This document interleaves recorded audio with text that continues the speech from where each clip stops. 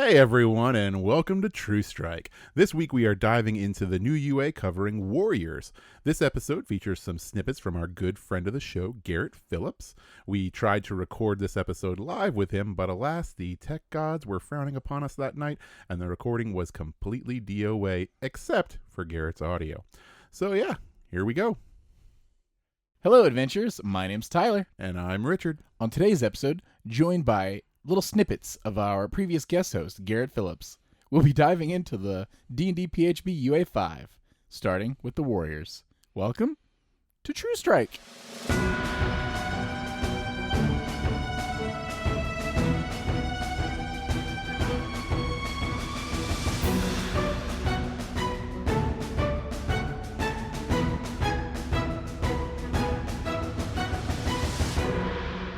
Yeah!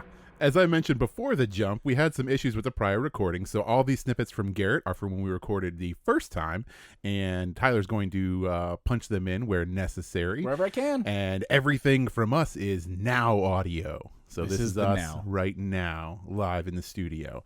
So without further stalling, let's talk about some Warriors. Wait, really quick. Hi, Garrett. Oh yeah, hi Garrett. I have no idea what's going on right now. Okay, back to the Warriors.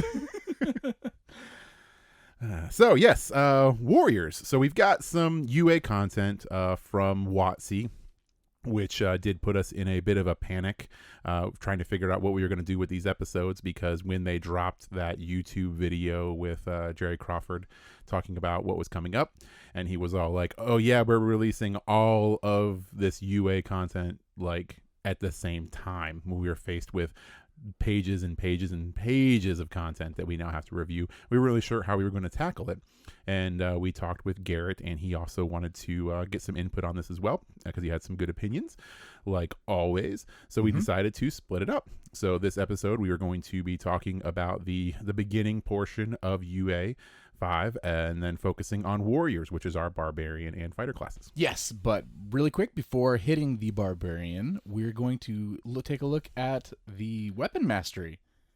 This is pretty neat stuff. Stuff it is, yeah. It's really cool. They did, in addition to the weapon masteries, they also updated a couple of weapons. Yes. So real quick, I did want to touch on the Trident and the Lance and the War Pick.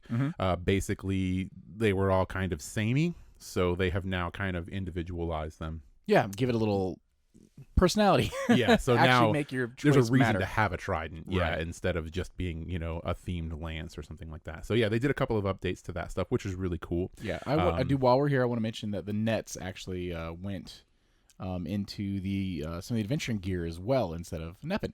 Yeah. And it's really cool because nets are awesome. And I don't know, I think they're going to get used more now just because they're a part of everyone's kit. Oh, I absolutely could see them actually being used now, because I never once would have been like, I want a net as my even a weapon choice. But now knowing that just because I have it with me in my adventuring gear, I can use my action to replace one of my attacks, which is wonderful, because if you have multi-attack, you can come down, or net for, your first attack and then come down with a sword after you've potentially got him trapped or something. I think it's pretty neat. Yeah, and I just think the idea of having a net in your kit, period, is going to open up some more possibilities too. Because when I read about it the first time through in this UA, I was like, cool, a net, and it's now just in my pack. And I could think back to like, oh man, in that one campaign where we were hiding outside of that cave, I could have set up a net trap. Yeah. And it would have been super awesome. So, it's just another thing to use, which is never a bad thing. And I think it's going to be kind of cool. I agree. Now, mastery properties? Yeah, mastery properties. These right. are pretty awesome. This, I think, is the biggest boon to any martial class across the board. Now your weapons will actually have some pretty neat effects tied to each of them, depending which one you choose, depends what it has, blah, blah, blah, blah, blah. But, oh, man, this is really going to be a game changer.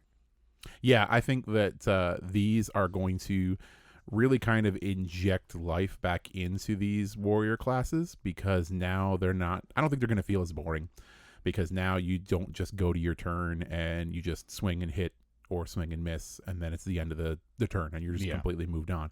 Now it's something a little bit more for you to do on your turn, as far as like choices that you're going to make, and choices of the weapon that you're going to use for, like that part of the campaign too, because you're looking at a weapon, and when you're looking at these weapon options, and you have something with, cleave, which is really awesome weapon property, it's going to make you want to stick with that weapon. And then you also have things like graze, which is, a super cool weapon property that allows you to still do damage to something even if you miss. So it's being able to choose these weapon properties and apply them in different ways, I think, are going to just change the way that these classes work and make them feel a lot different and maybe more interactive. Yeah, and I think if you have multiple martial characters in your party, you're going to be able to actually plan out some fights and what you all do depending on what weapons each person is using. You can really set up some cool combinations here. Just having somebody with either a sword or even, like a heavy crossbow, which can get the push property. And that one is, if you hit a creature, you can push the creature up to 10 feet away. As long as they're no bigger than one size, larger than you or whatever. But there's no saving throw on this. So if you've got a couple people in your team with heavy crossbows, even, you can just start shoving baddies across the map or into a chasm or whatever. Like, that's pretty neat. Or you're the barbarian, you run up, and you same situation. You're on a bridge, you're on the deck of a ship or something, and just come down and just whoop right off the side. Yeah, and topple too. Just being able to knock somebody prone. Knocking prone is good. It's just I think it's gonna change the way combat looks too. Yeah, because now you have like all these cool abilities that'll change the way the flow of the battle goes. Speaking of topple, my one issue with it is that I think it's weird. So that one does have a saving throw, unlike push, but it is the enemy's Constitution. Yeah.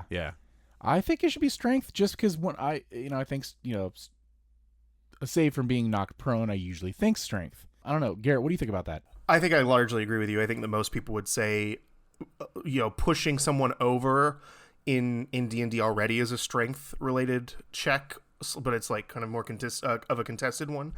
But yeah, I think that it's weird that it's Constitution. I think that they did that primarily because of what you said, basically. Constitution saves are likely to be higher, and I think they were afraid this feature would be too strong if it was targeting something like strength, which on any creature that you really want to knock prone probably is going to fail that strength save.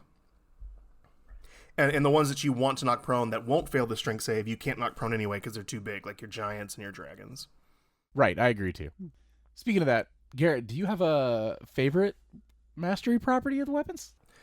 Oh man, that's a hard question to answer. I like most all of these. I think there's really only one that I don't like outright, but if I had to pick a favorite, I think that cleave and graze are both really nice just for, upping the average damage of your fighting classes. I think that topple and push are really good for a little bit more control. And then I think that just Vex is in general very, very, very, very, very good, especially if you can get it on like your rogue, for example. Right you are, Garrett. Now, moving on to Barbarian. Richard, I heard you had some rage-inducing thoughts on barbarians. Rage-inducing, you say? I do. All joking aside, barbarians, very neat. The changes to rage are pretty significant, and I think it's probably the most notable thing about barbarians in the UA here is how they've changed rage and essentially changed the way that you keep it running. So they are kind of putting it back into the player's control as far as keeping rage going and taking that off of the DM's plate, I guess you'd say, as far as responsibility is considered. Yeah. I think this was a great place to start too with a barbarian. You're trying to, update it for the 2024 player handbook.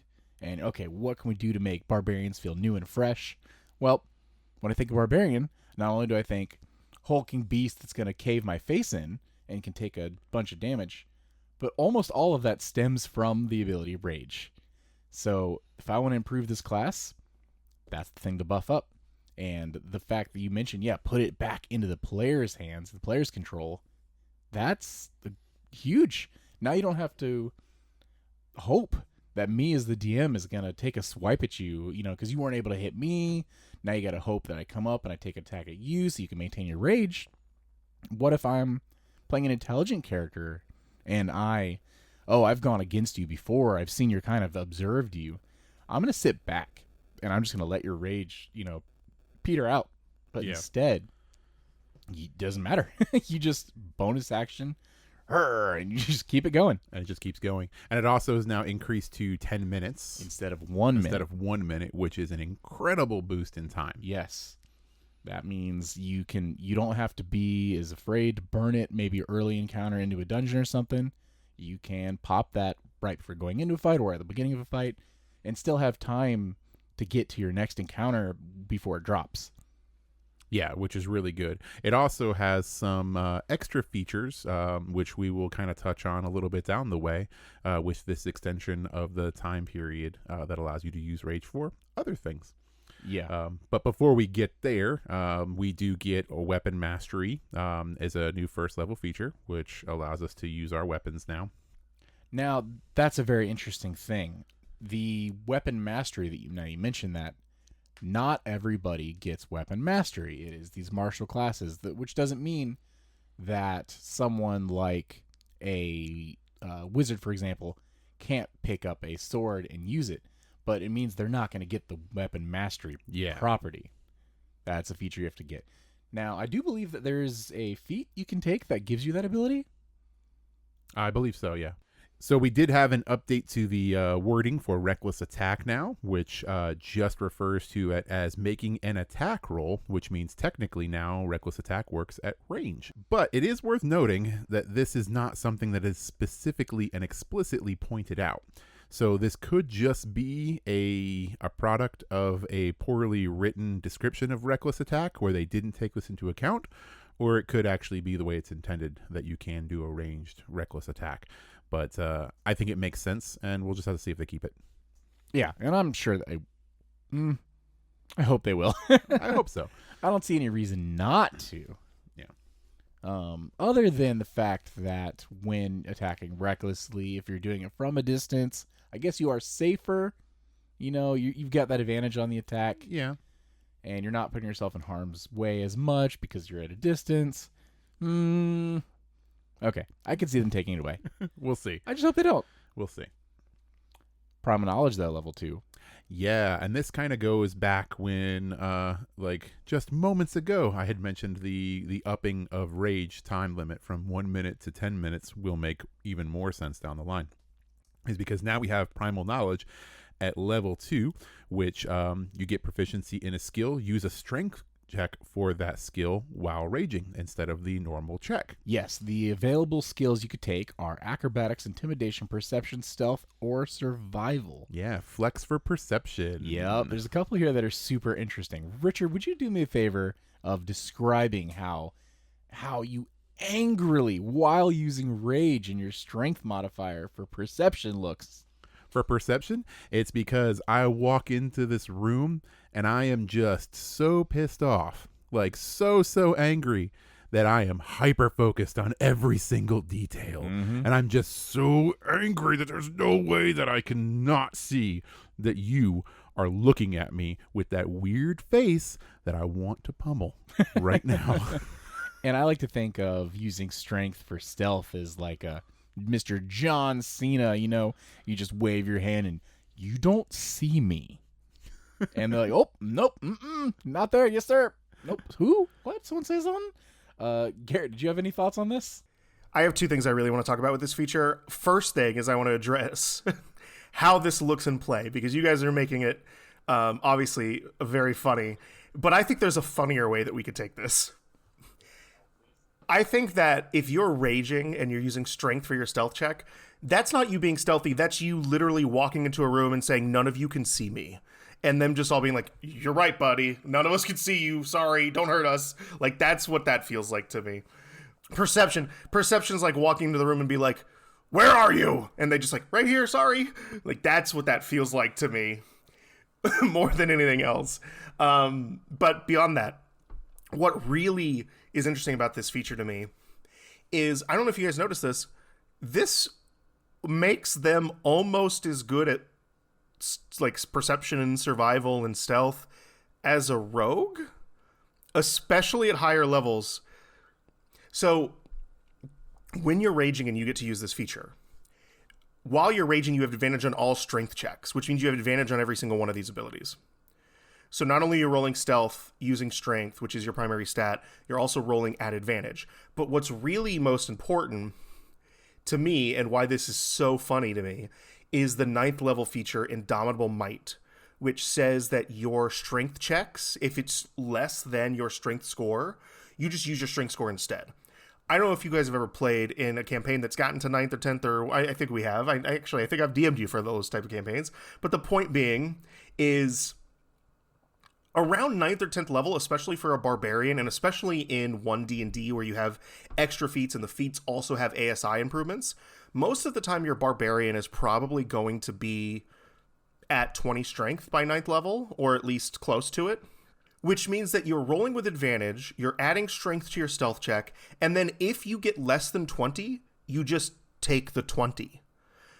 That's just as good as, for the most part, as the Rogue's Reliable Talent feature, which isn't till 11th level. That's 2 levels later, which tells, that it says that rogues can basically treat any roll of 9 or less as a 10 if they have, if they make an ability check with a skill that they're proficient in.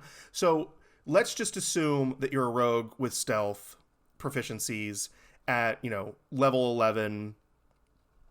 If you roll less than a 10, right, you're adding your proficiency bonus at level 11 is +4. You're adding probably +5 from your dexterity. And if you have expertise, you're probably adding another +4. So you're looking at like a minimum of a 23 stealth check, which is really, really good at 11th level. But at 11th level, the barbarian's minimum stealth check is 20. It's not that far off. And in fact, at level 9, rogues can roll lower than that, because they don't have reliable talent yet. So for most of the barbarian's life, if it's raging while it's using stealth, it's kind of better than a rogue at stealth, which is just so funny to me. But yeah, with all these bonuses and the being able to have 10 minutes of rage really does allow for the barbarians to do more stuff outside of just being really angry in combat. Now they can be really angry outside of combat. Yeah, now they can be really angry outside of combat and, get stuff done, which is cool. It's something that the barbarians definitely needed, I think, to feel more included in the party's adventures. You have any thoughts on that, Garrett? This is something that Marshall's were incredibly needed. They needed some kind of out of combat utility feature, and this is a very, very, very good example of it. One that I think really fixes kind of that issue with barbarians, especially because now your rage lasts for 10 minutes, so you can use it in a dungeon crawl, which is where you're going to want to use stealth and perception the most. So that is really cool and interesting. The only thing about it is that it's so good, I really wish they would have done something similar for the fighter, which I don't think the fighter got. I think the fighter got more combat-focused utilities, which I get it. They're called the fighter for a reason. But they needed something like this primal knowledge feature that gave them something out of combat to do that to be interesting, and I don't think that they got it necessarily in this playtest. Cool, Garrett. Thanks for that. By the way, Richard, you have something to say about Danger Sense being merged with Feral Instinct? What's the word about that? Yeah, they merged him. Cool. So, Indomitable Might, though, they totally took that from level 18 and pushed it down to 9th level. What? Which is actually super cool and very powerful. So basically, Indomitable Might means you use your total strength check. If it's less than your strength score, you can use your strength score in place of that instead. That's pretty neat. Which for most people is going to be a fairly high strength score. So it's a really cool feature that allows you to actually use that mega strength score to pass the check. I mean, straight up, 9th level, you're probably going to have a 20 as your strength score. Easy. So you're just like, all right, I rolled anything under a 20. Guess what? I got a 20. Is that enough? I got a 20. Is that good enough? Yeah, which is very, very good. Right. Yeah. We got Brutal Critical Strike moved from 9th level to 11th level. And it did get a buff, though. So now it gets extra damage equal to your level. So even though it did go up a little bit, it's actually going to do more damage. So it's a buff, even though it's back a little bit. Well, even more so than that, the original way Brutal Critical was, it was that when you got a natural 20, you added in an extra damage die. Now, instead of a roll of the dice, it's just straight up your level, your barbarian just level. Straight up your barbarian so level. it's an extra 11, like, right there. Yeah. And then that just keeps getting better. I like this. Yeah, no, it's good. It's good for them. It raises their the floor of their damage, I guess. Yeah, I mean, and it's consistent damage on top of that, too. So, sure, it's one less dice to roll, and rolling dice is fun, but yeah, it's just a flat 11 out the gate. Yep. That's incredible. Garrett, do you have anything else to say about Barbarian before we moved on to the Berserker class? Move on. We've got a new update to Berserker now, which the biggest thing here is they don't punish you for being a Berserker anymore. Yeah, not like just straight up like, if you use your ability, you get that extra attack, but here's some exhaustion for you. Yeah. Pile it on. Which I am sad that exhaustion got reverted back to the original. For now. Yep, for now. I really, really liked the new exhaustion model. Yes, and me too. I really hope they bring it back. But for now, we're back to OG exhaustion. Yeah, I definitely agree. I like the revision they had made to exhaustion, but like you said, old, current, 2014 PHB exhaustion rules. Don't go outright punish the new version of Frenzy, which instead of, like I mentioned, you get the extra attack at an exhaustion point. Now it's if you take the reckless attack, so it's leaning into the reckless attack feature of the Barbarian, now you get extra damage on the first target you hit, which is awesome because its D6 is equal to your rage damage bonus. I believe it starts at 2 on the rage damage bonus and then goes all the way up to 4. So you're talking 2 extra D6s up to 4 D6s. Now, if you get a natural 20, you double them dice. Oh my God, this is cool. This is so much better than getting exhaustion. Big for damage. One extra no attack. Exhaustion. Yeah, I mean, just give me the extra dice for hitting them the first time. Then I don't even got to have, take an exhaustion point at the chance that I miss. You know what I mean? Yeah. You know what I mean? Gary, you got any thoughts about that?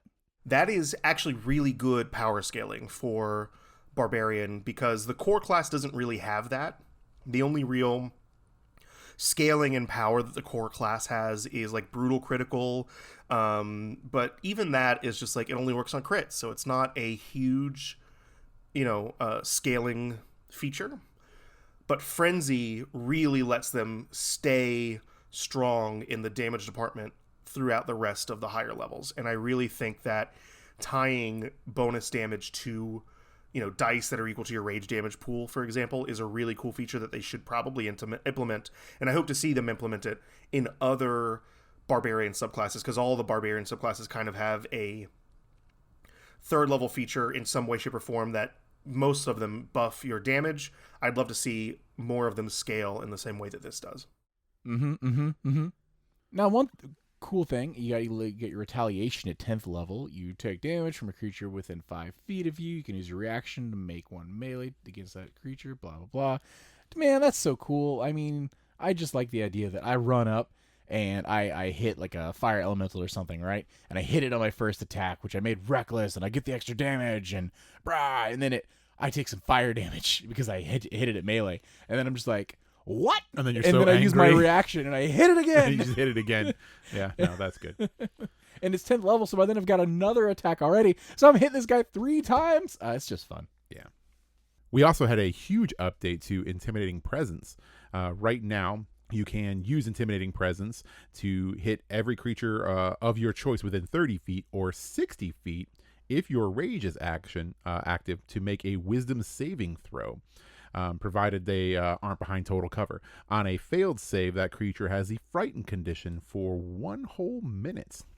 This is a big deal because now with the way rage works, causing a opponent to forcing them to make a saving throw keeps your rage going. Yeah, so it allows you to keep that ball rolling. Right. So now instead of using this ability and you dropping your rage because you used it but you didn't attack and no one attacked you, yeah, exactly. It's still another thing you can do to keep your rage going. So it really sounds like even more than currently, barbarians should always be raging. Yeah, always be raging. I mean, borderline even out of combat.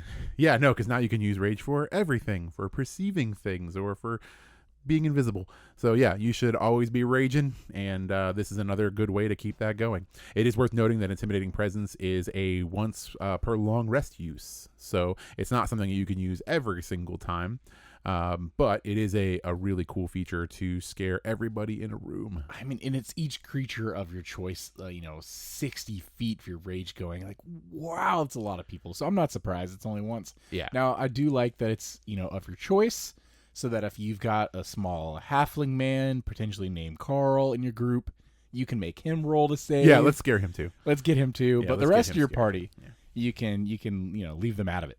Yeah. I like if you're like right behind them and they just didn't expect it. Yeah, you just didn't tell them about it. Everybody else saw it coming. Everybody watch this. Bah! Fighters. Oh, you don't want to ask Garrett what he thinks about Intimidating Presence? Hey, Garrett, you got anything else? Nope. Okay. Well, on to fighters. So, one of the most important features that was added to fighters in this UA is right there at the top, and that is Persuasion has been added to the class's list of skills. So now you can use that Persuasion to be that super smarmy fighter leader guy of the group. Right, and that's the main ability I think everyone's been looking for. Yeah. When they were talking about revisions for the fighter. Revisions for fighters, yeah. That's Yeah, why that when was- I saw it, I was all like, that's Watsy looking and out it's for us. out the gate. Right out the gate, immediately. yeah. Yeah, that's huge. Yep. Probably not as big of a deal to most of you. Second wind at first level. You get 2 uses now, but instead of recharging at short rest, now it's long rest. Yep. We also now get weapon mastery at first level, just like the barbarians. Mhm. So fighters now in that whole weapon mastery area, Yep, keeping that train moving. keeping it going. Action Surge is now limited to certain fighter-themed only actions. So we've got attack, dash, disengage, and dodge. Right, this is going to hurt you multi-classers. Yeah, so it's kind of, I guess you'd say, reeling in the class a little bit as far Well- as, what you're actually doing. And I'm not saying I like don't know. reeling in the fighter. If you're sticking to just fighter, I don't think you're going to feel that. But No. someone dipping into the magic, getting a level or 2, 2 levels for this multi-class, for example, to be able to cast multiple spells in a round, magic is not one of the actions listed here. Yeah, so it is going to stop you from doing crazy stuff. Right. But if your objective is just to keep on fighting on, yeah, you're not going to notice this. I think it's a good change.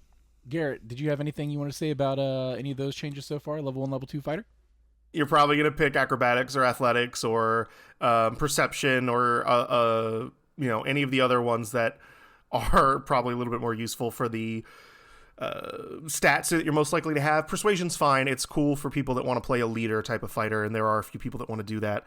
So if you're trying to build a battle master that is doing like a battlefield commander type of thing, Persuasion's cool. You could probably also just get it from, a background. I don't know that, it's nice that it's here, but I don't know that that's a huge difference in this class. Oh, okay. At level 7, we get Weapon Expert, which I think is awesome. So basically, right now, at level 7, whenever you finish a long rest, you can choose one of the kind of mastery weapons that you're using and replace its mastery property with another mastery property. Yeah, so I this like that. is really cool. It's kind of like almost makes you think of spellcasters switching out spells for the day. So in this case, though, you're switching out your the mastery that you're going to use on your given weapon. Right, and this is fighter exclusive. None of the other martial classes can do this. Yep. And I think that's just neat. Yep. And you can change that every time you long rest, which is pretty awesome. Moving up to a 9th level, Indomitable. If you fail a saving throw, you can re-roll it with a bonus equal to your fighter level. If you do so, you must use the new roll, and you can't use this feature again until you finish a long rest. Whoa! You are never gonna fail whatever roll you just failed if you choose to use this ability. Yes. And I think that's the point, and why you can only use it once per long rest. Oh, yeah. Because it's your get out of jail free card. Mm-hmm. Yeah. Now, thank God there's nothing else later in the class that lets you use it more than once. I know, right? That would just be broken and insane. Yeah, and especially if they buffed it. Yeah. So But they never didn't happen. do that. So Yeah. next thing we have is Weapon Adept at level 13. Now, this one is really, really interesting.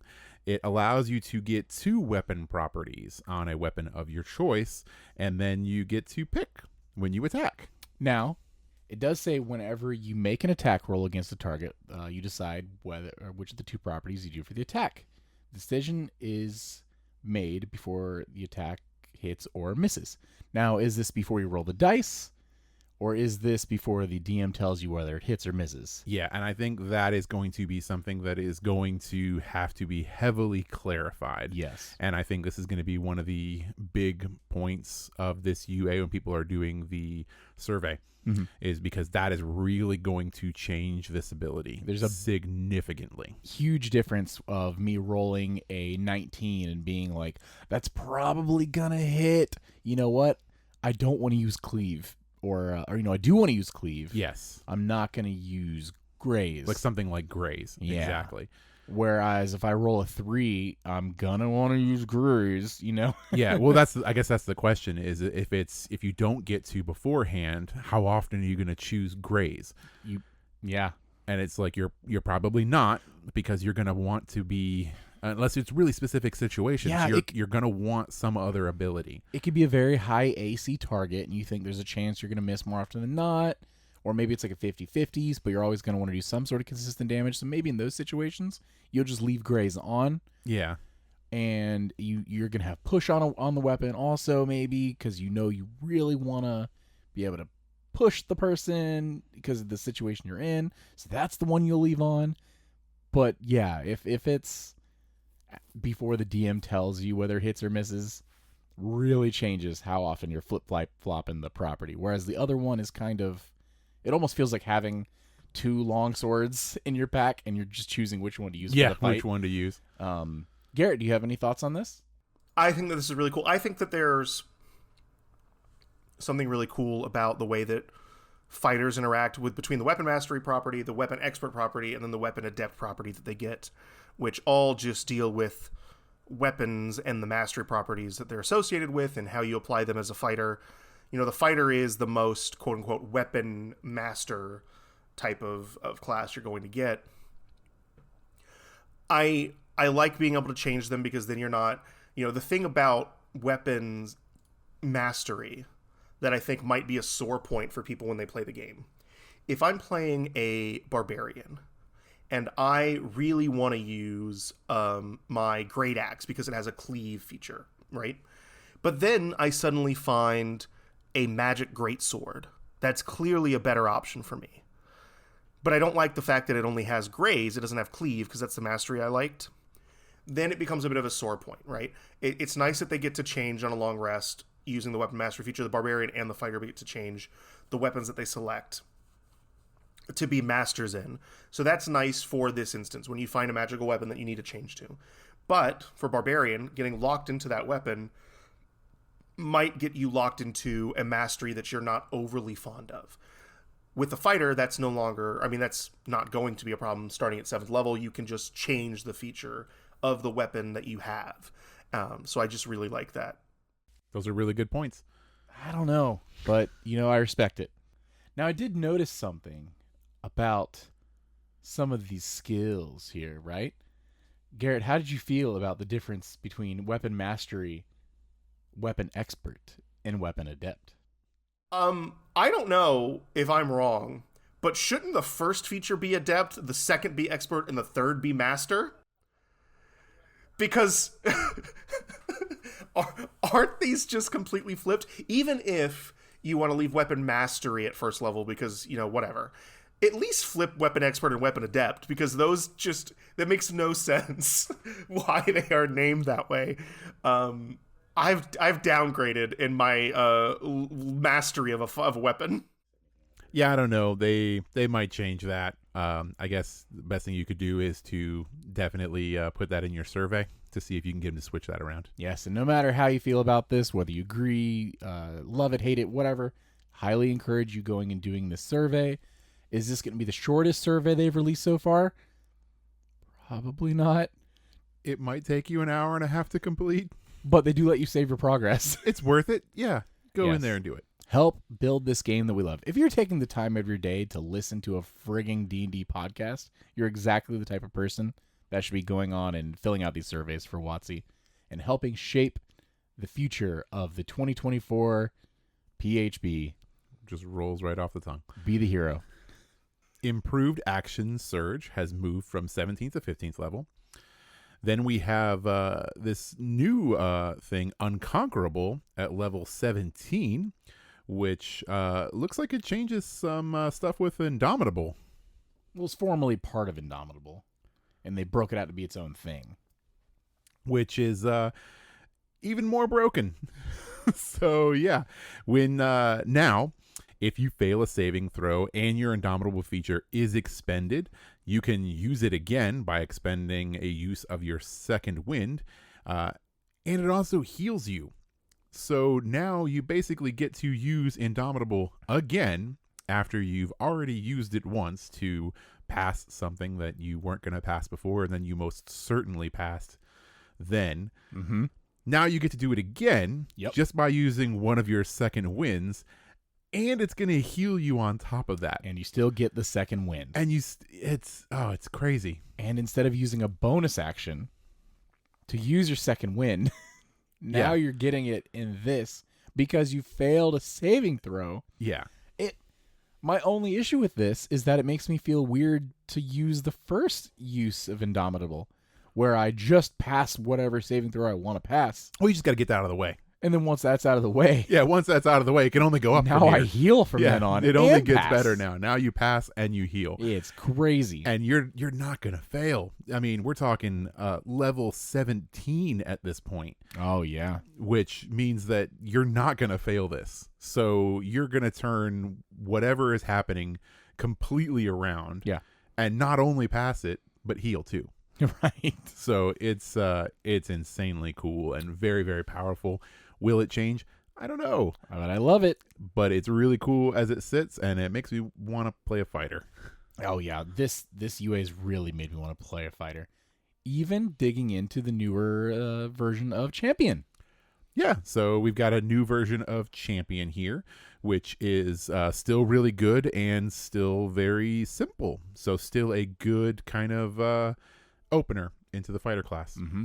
J. Crowd mentioned that, this is designed to be, baby's first character or veteran who just wants to, chill out for, a few sessions or a campaign and really just bring the axe down on your DM with the amount of damage you can dish out and having such a straightforward character. Yeah, maybe milquetoast in, the aspect of complexity or crazy abilities, but still very good. A very good class.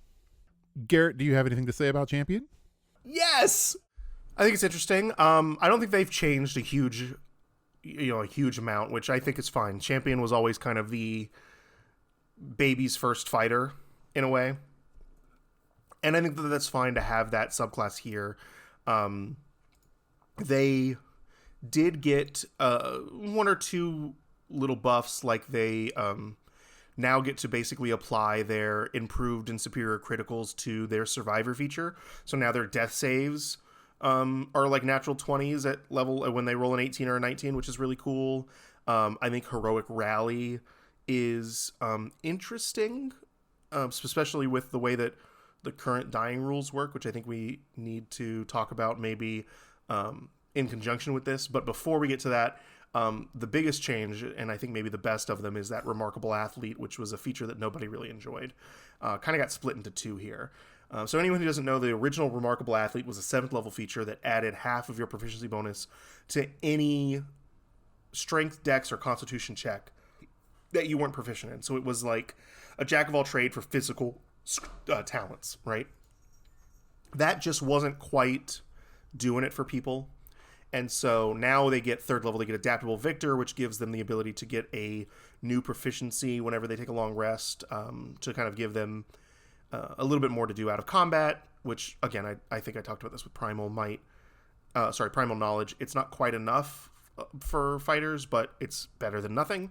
And then Heroic Warrior at level 6 allows them to just have advantage at the start of their combats if they don't already have it, which, I mean, hey, once per combat, limit, but it's still really nice to have always on advantage, essentially. But really the most interesting feature about all of this is the Lone Survivor change and how it works, like Heroic Rally works with it. I have to double check to make sure, but death saving throws, the way they work currently in ONE DND, is if you are down and you're making death saves, right, you're at 0 hit points. But the moment that you succeed your third death save, you regain a hit point and you just become unconscious, right? So what that means is that there's no longer a state in the game where you're stable at 0 hit points. You're just stable at 1.